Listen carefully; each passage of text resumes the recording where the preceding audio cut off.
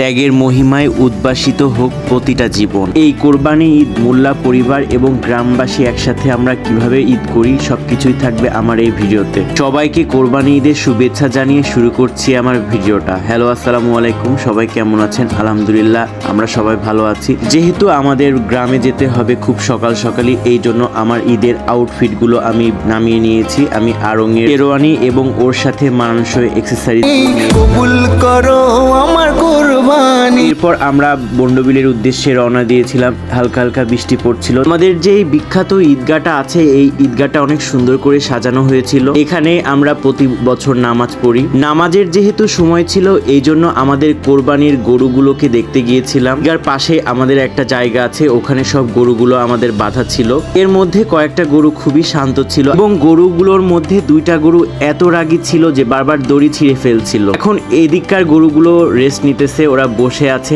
আর opposite সাইডের যে গরুগুলো ছিল, এই গরুগুলো দাঁড়িয়ে ছিল। সবগুলো গরুর মধ্যে এই গরুটা সব থেকে শান্ত ছিল। এই কোরবানি ঈদ আসলেই আমাদের ছোটবেলার কথা মনে পড়ে যায়। আমরা যখন সব কাজিনরা মিলে একসাথে এই কোরবানির আগে গরুগুলো দেখতে আসতাম এবং সবাই মিলে অনেক মজা করতাম। বাট এখন সময় পরিবর্তন হয়েছে।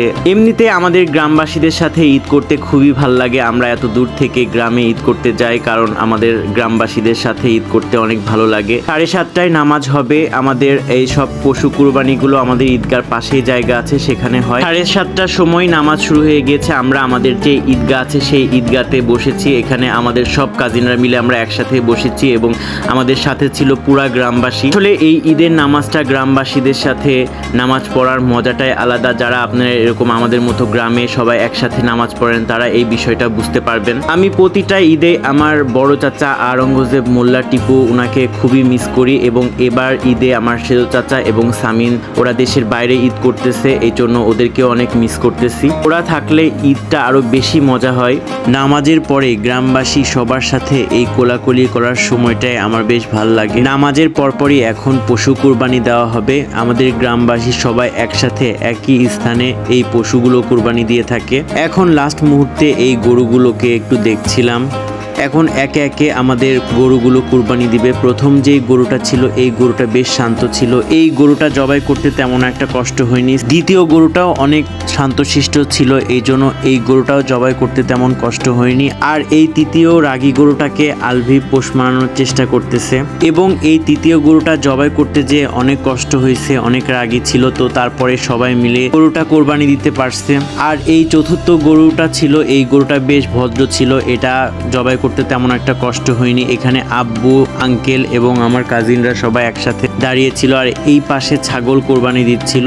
এখন আমাদের যে পঞ্চম গরু, এই গরুটা খুব ইজিলি কোরবানি দেওয়া সম্পূর্ণ হলো। এই কোরবানি ঈদ কার কাছে কেমন লাগে সেটা আমি জানি না, বাট আমার কাছে এই কোরবানি ঈদ গ্রামবাসীদের সাথে এবং আমার কাজিনদের সাথে সবাই মিলে একসাথে এই ঈদ করার মজাটাই আলাদা। আমি প্রতি বছরই ওয়েট করি যে কবে রোজার ঈদ এবং কোরবানি ঈদ আসবে। ঈদের দিন আমার কাজিনদের সাথে ছবি তো তুলতেই হবে, এই জন্য আমার সব কাজিনরা মিলে একটু ছবি তুলছিলাম। আর এখানে আমি ছবি তুলছিলাম। আমার সুন্দর সুন্দর ছবি আলভি এবং দিয়ানি বেশি তুলে দেয়। এরপর একে একে গরুর চামড়াগুলো ছাড়ানো হয়। যেহেতু আমাদের কোরবানিগুলো হয়ে গিয়েছে, এই জন্য আমরা সকালে নাস্তা করতে চলে গিয়েছিলাম বাসায়।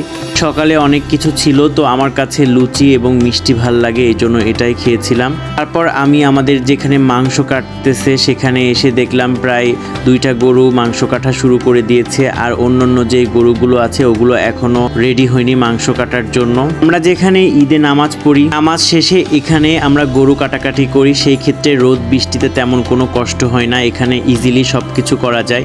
আর এখানে আমাদের পাশে যে পুকুর আছে, সেই পুকুরে গরুর যে ভুঁড়িগুলো ছিল সেগুলো ক্লিন করে সবাই। এখানে আমাদের যে ভুঁড়িগুলো ছিল সেগুলো ক্লিন করতেছে। এরপর বাসায় যেয়ে দেখলাম গরুর মাংস অলরেডি রান্না করা শুরু করে ফেলেছে। যেহেতু আমরা জয়েন্ট ফ্যামিলিতে বিলং করি, এই জন্য আমাদের বড় বড় হাঁড়িতেই আমাদের গ্রামে রান্না হয়।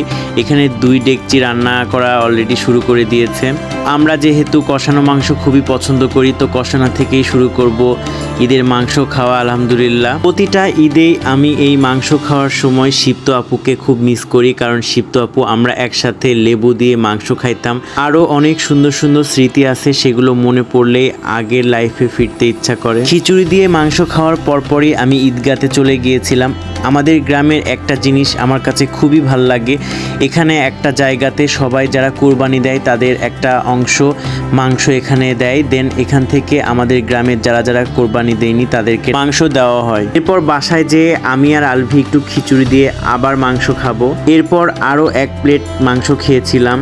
আসলে ঈদের দিনটাই একটু বেশি মাংস খাওয়া হয়। এরপর আত্মীয়র যে ভাগটা আছে সেই ভাগের মাংস রেডি হওয়ার পরপর বন্ডবিলে যে আত্মীয়গুলো আছে তাদেরকে বিলি করার পরপর আমরা আলমডাঙ্গায় চলে যাই এবং আলমডাঙ্গার আত্মীয়গুলোর সবার বাসায় গিয়ে আমরা মাংস দেওয়ার চেষ্টা করি। আমাদের ঈদগাটা রাতের বেলা আরও বেশি সুন্দর লাগছিল। সবাইকে ঈদের শুভেচ্ছা জানিয়ে শেষ করছি আমার ভিডিওটা। আসসালামু আলাইকুম।